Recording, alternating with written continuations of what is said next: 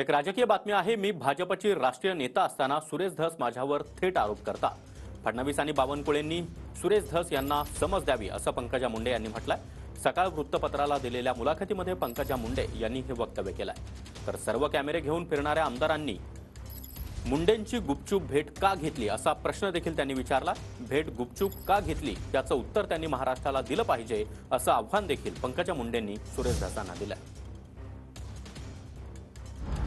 सर्वत्र कॅमेरे घेऊन फिरणाऱ्या आमदारांनी धनंजय मुंडेंची भेट गपचूप का घेतली याचं उत्तर त्यांनी महाराष्ट्राला दिलं पाहिजे।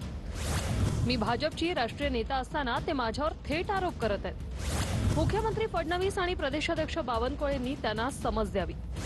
धनंजय मुंडे पालकमंत्री असताना धस आमदार होते, त्यावेळी कराडही काम करत होता। त्यावेळी कराडविषयी एकही तक्रार धस यांनी महायुतीच्या वरिष्ठांकडे का केली नाही? अचानक मी मंत्री झाल्यावरच त्यांना बीडमध्ये गुन्हेगारी वाढल्याचं का दिसू लागलं?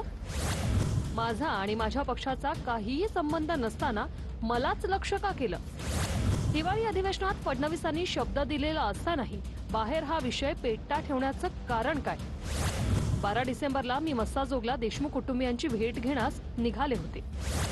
अर्ध्या रस्त्यात असताना आमच्या कार्यकर्त्यांनी धनंजय देशमुखांना फोन लावला। तुम्ही आला आणि तुमच्याशी कोणी चुकीचं वर्तन केलं तर आम्हाला आवडणार नाही असं धनंजय देशमुख म्हणाले। त्यामुळे मी मागे फिरले असं पंकजा मुंडे म्हणाल्या।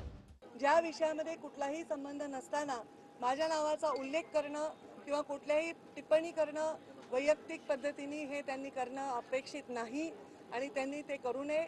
पक्षाच्या भूमिकांना ठेच पोचू नये म्हणून मी गेले 4-5 महिने नागपूर अधिवेशनापासून ते आतापर्यंत गप्पा बसले।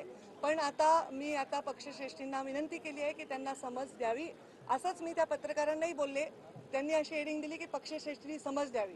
मी असं नाही म्हणले, मी म्हणले पक्षश्रेष्ठींना मी विनंती केली आहे की समज द्यावी। त्यांनी अशा भूमिका जाहीर मागणं हे आमच्या पक्षाच्या श्रेष्ठींना मान्य होणार नाही, पक्षाच्या शिस्तीला मान्य होणार नाही।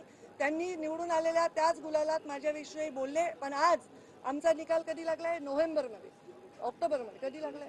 23 नोव्हेंबर। 23 नोव्हेंबर पासून आज 12 मार्च पर्यंत मी या विषयावर कधीही भाष्य करायचं टाळलं, कारण माझ्या पक्षाला त्याच्यामुळे पीडा होते, तो वाद पक्षाचा समोर येऊ नये म्हणून। आणि पक्षश्रेष्ठींना मी विनंती केलेली आहे की त्यांनी समज द्यावी, हे खरं आहे आणि हा विषय माझ्यापुरता इतकाच आहे।